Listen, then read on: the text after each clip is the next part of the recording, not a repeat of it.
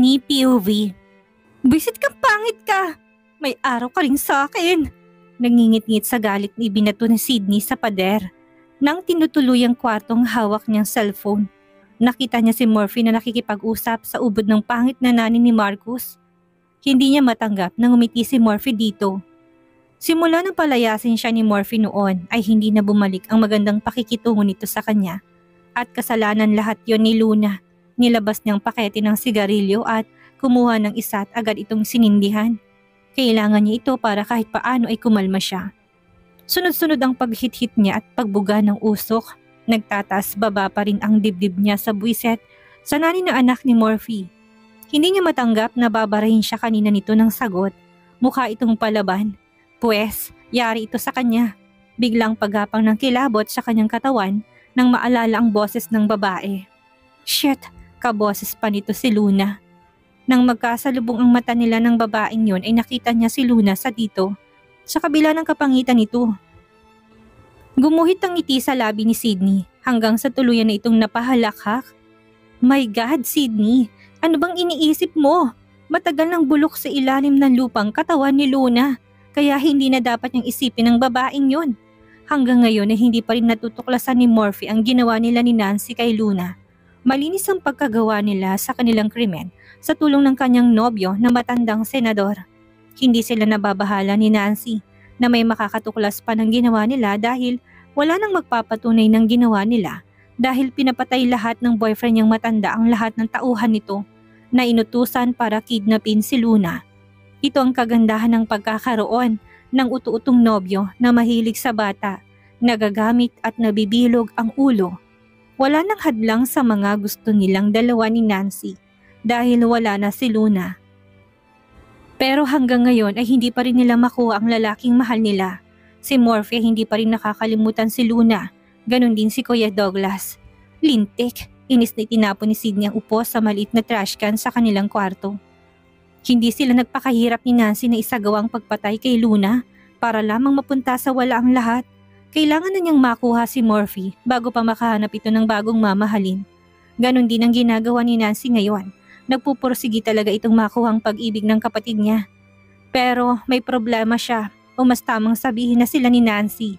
Nang mawala si Luna ay sinugot siya ng kapatid niyang si Douglas at halos saktan sa labis na galit nito. May duda ito na sila ni Nancy ang may kagagawa ng lahat. Kilala kasi siya nito. Alam na alam nitong ugali niya. Kaya naman nagbanta ito na sa oras na makahanap to ng ebidensya, ay ito mismo magpapakulong sa kanilang dalawa ni Nancy. Hindi siya makapaniwala na nagawa siyang bantaan ng ganun ng Kuya Douglas niya. Talagang nabulag to sa pagmamahal sa babaeng yon. Napangiti na lamang siya habang naninigarilyo. Bukas ay isasagawa niyang plano na paglalagay ng isang gamot sa inumin ni Murphy. Mabisa ito talagang kahit na sinong makainom ay talagang mag-iinit. Hindi na siya mag-uutos sa mga kasambahay sa mansyon na ito dahil siya na mismong gagawa at kikilos. Wala naman kasing nangyayari kapag nag-uutos siya sa mga ito. Kaya naman ngayon ay titiyakin niya na magtatagumpay na siya. Kinabukasan ay maaga siyang nagising para dalhan ng breakfast si Murphy sa kwarto nito. Sinadya niya na agahan ng gising para siya nang maghahanda ng breakfast para dito. Ito lang ang tanging paraan para makuha niyang lalaki matagal na niyang ninimiti. Dala ang tray na naglalaman ng pagkain at mainit na kape ay may malademonyong ngiti na umakyat na siya ng hagdan para puntahan si Murphy sa kwarto nito. Subalit hindi pa siya nakakalapit sa kwarto ni Murphy ay may bumanggana sa kanya dahilan para matapon ng lahat ng kanyang dala. Ay, naku sorry Ma'am Sydney, hindi kita napansin. Agad na hingi ng paumanhin ng pangit na nani ni Marco sa kanya. Umupo ito't kagad na dinampot ang basong nalaglag. Buisit ka! Pigil ang boses ni Sydney na huwag tumaas. Inis na inis siyang nakatingin sa nani ni Marcus. Ang aga-aga tapos mukha mong bubungad sa umaga ko. Tapos tatanga-tanga ka pa. Sa tingin mo may magagawa pa yung sorry mo? Sorry talaga ma'am. Bakit kasi kayo naghanda ng breakfast ni Sir Murphy? Pasimpleng tumingin si Feli sa mga nagtapon na pagkain. May plano ka ba ma'am? Napalunok siya sa tanong nito. Ano bang sinasabi mo? Saka ano bang pakialam mo? Nani ka lang dito kaya wala kang pakialam sa gusto kong gawin. Hindi mapigilan na bulyaw niya rito. Masyado kang pakialamera. May plano ka ba na maging mabuting kapatid? Ang ibig kong sabihin, ma'am. Ikaw naman, masyadong mainitin ang ulo mo. Sige po, ma'am. Kukuha na ako ng basahan para linisin ang mga kalat. Mas lalong nagngit-ngit siya sa galit sa pangit na nani ni Marcus. Buwisit! Saan ba nakuha ni Morphe ang pangit na babaeng ito? Ilang beses pa siyang sumubok na gawin ang plano niya, subalit palaging hindi natutuloy. Kung hindi siya nababangga ay nadudulas siya at natatapon ang lahat ng mga hinanda niya. Isang beses pa ay naunahan siyang maghatid ng breakfast ni Aling Babot para dalhin kay Morphe. Mga buwisit ng mga tao sa mansyon na to! Pakaramdam niya ay pinagkakaisahan siya ng mga ito. Kaya naman ngayon ay mas naging maingat na siya.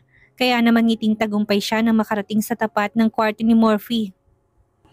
Wala nang makakapigil sa kanya na gawin ang plano niya ngayon. Mapapasa kanya si Morphe at hindi sa iba. Kuya Morphe, I heard na hindi ka pa raw kumakain. I'm worried, so brought you food. Hindi ka dapat nagpapalipas ng gutom. You should take care of yourself. Nabitin sa ere ang iba pang sasabihin niya nang biglang dumating si Feli. Malakas na bumanggato sa kanya't natumba kasama niya. Nanlaki ang mga mata niya nang makitang nagkalat sa sahig ang mga pagkain na merong gamot. Muli ay nasira na naman ang pinaghirapan niya at dahil na naman to sa pangit na babaeng ito. Hayop kang pangit ka! Angil ni Sidney na galit sabay sabunot sa buhok ni Feli. Feli POV. Tawa ng tawa kami nila Aling Babot at Ate Rose habang ginagamot ng mga tong mga sugat ko, sanhi ng kalmot ni Sidney. Nakatikiman ako ng sabunot at kalmot ay ayos lang. Ang mahalaga ay napigilan namin to sa plano nito. Oo, alam namin ang balak ni Sidney dahil bawat kilos nito'y nakabantay kaming lahat. Alam namin na nilalagyan niya ng drogang pagkain at inumin na ibibigay niya kay Sir Morphe. Kaya naman ginawa namin ang lahat para hindi ito magtagumpay. Ngayon pa nga lang na hindi pa itong stepmother ni Marcus ay nagagawa na nitong saktan ng alaga ko. Lalo na siguro sa oras na magawa nitong plano nito. Huwag na siyang aasa, no? Hindi ako papayag na mapunta si Sir Morphe sa iba, lalo na sa kasing sama ni Sidney. Mabuti na lang at nakapag-alibay kami kanina kay Sir Morphe. Sinabi ni Ate Rose na kaya bumangga ako kay Sidney at nadaganan ito dahil itinulak ako ni Ate Rose.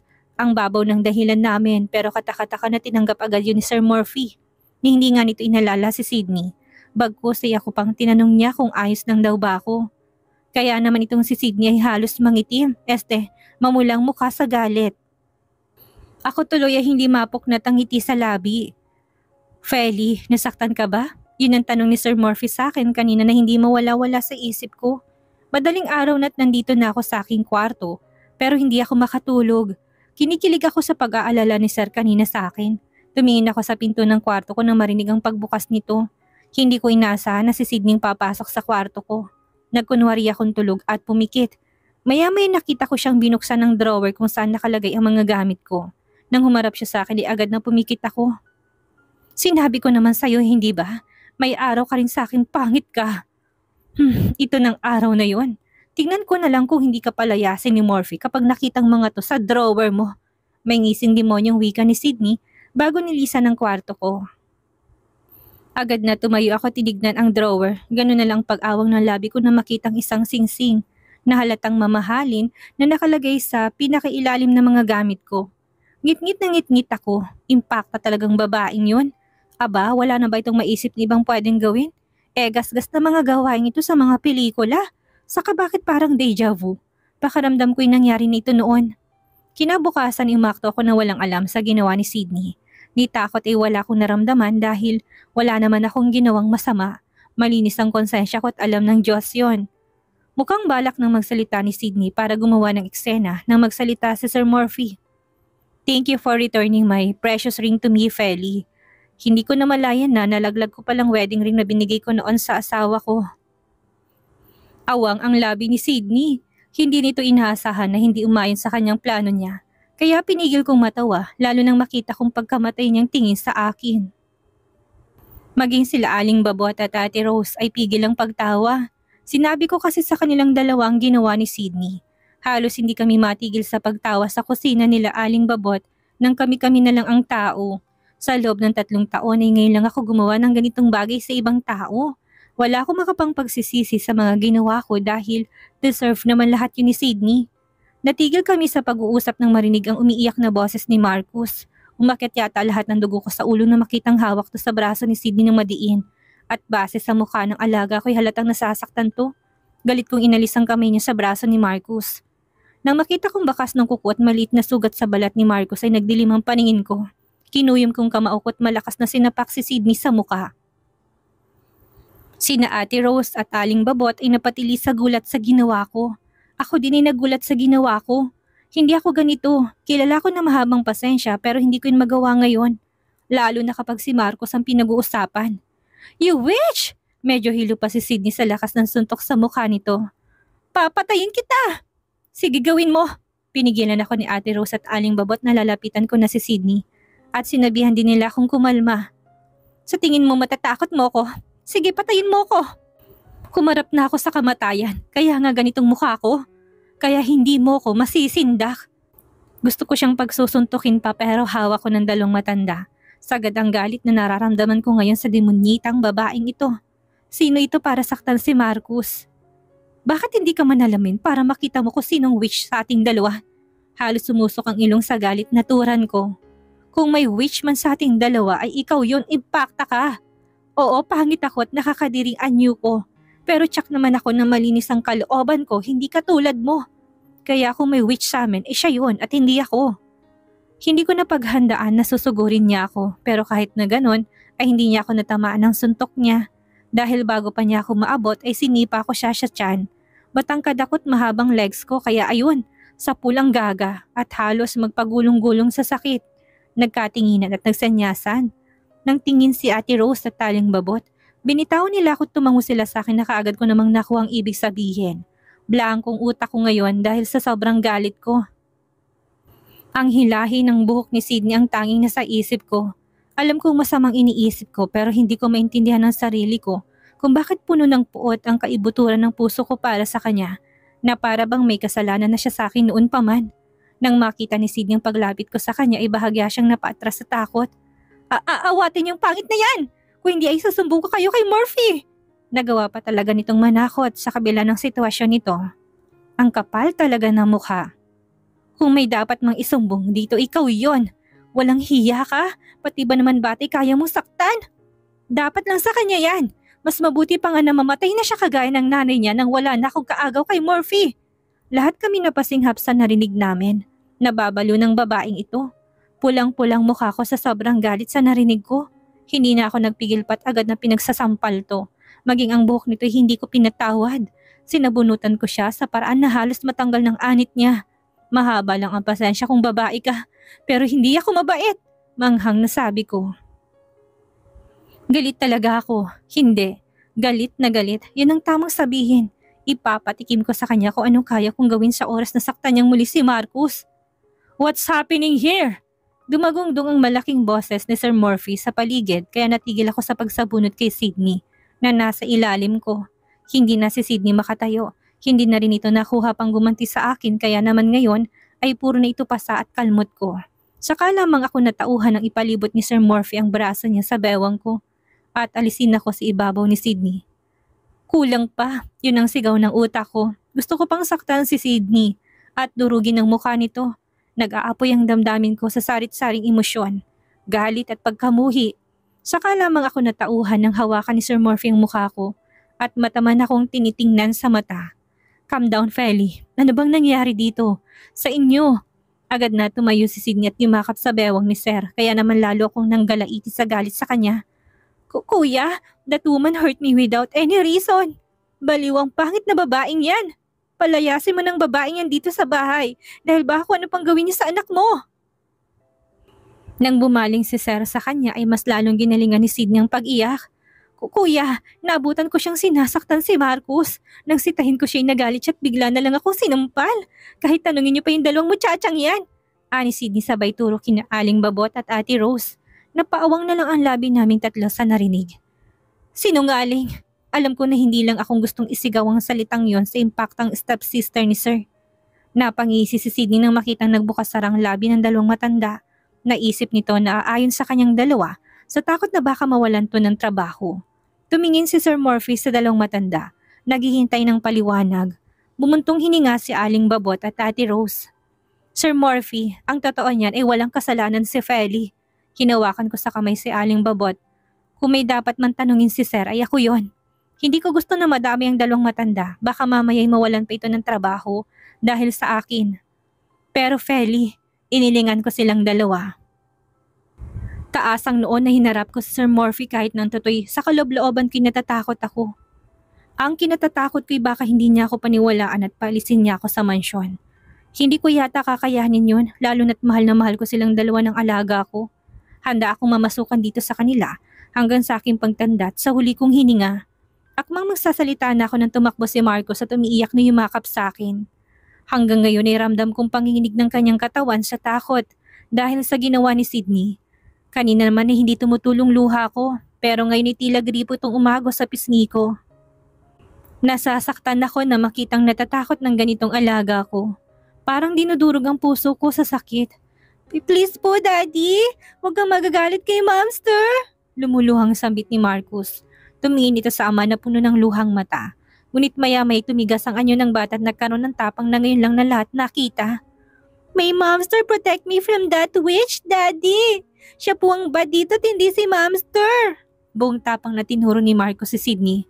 No! Malakas na sigaw ni Sydney. Agad itong kumapit sa braso ni Murphy. Sinungaling kang bata ka? Bumaling to kay Murphy. He's lying, kuya. Nakita mo na? Nilaso na ng babaeng yan ang utak ng anak mo. She's a bad influence. Kaya palayasin mo na siya dito, kuya. Nanlaki ang mata ni Sydney nang hinaklit ni Murphy ang braso niya at halos durugin to sa pagkakadiin ng hawak nito. Nasasaktan ako, kuya. Madilim ang mukha ni Murphy ngayon, nakakatakot at tila anumang sandali ay handang manakit. Stop lying, bitch. Punong-puno na ako sa mga kasinungalingan mo. Kung may sinungaling man dito, sigurado ako na hindi anak ko yun. I watch him while he's growing, that's why I'm sure for one thing. Hindi sinungaling si Marcus katulad ng mami niya. Ani Murphy sabay tula kay Sydney dahilan para mapasalampak ito ng upo. Hanggang ngayon, hindi mo pa rin ako magawang paniwalaan kahit isang beses lang. Umiiyak si Sydney. Baka sa sama ng loob sa dibdib. Simula nang dumating ang Luna na yon, ay hindi mo na ako pinahalagahan.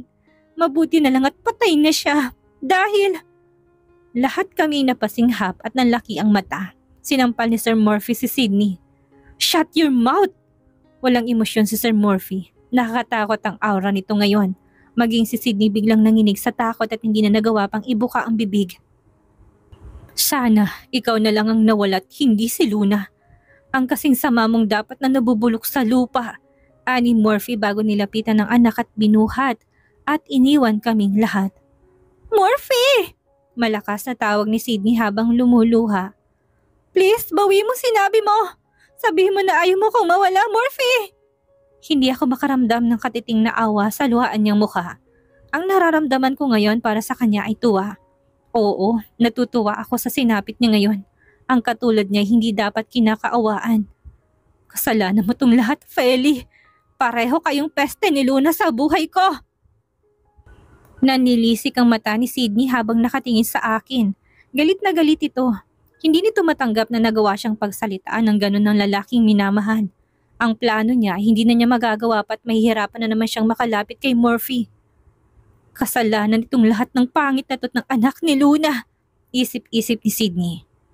Huwag mo sa aking isising lahat, Sydney. Sa kapatay na nga yung tao, sinisisi mo pa? Kung naging mabait ka lang kay Marcus, hindi tayo aabot sa ganito. Ikaw ang may kasalanan kung bakit tayo umabot sa ganito. Sabi ko sa kanya, hindi man lang nito magawang humingi ng sorry. Talagang ito pa ang may lakas ng loob na sisihin kami ng alaga ko.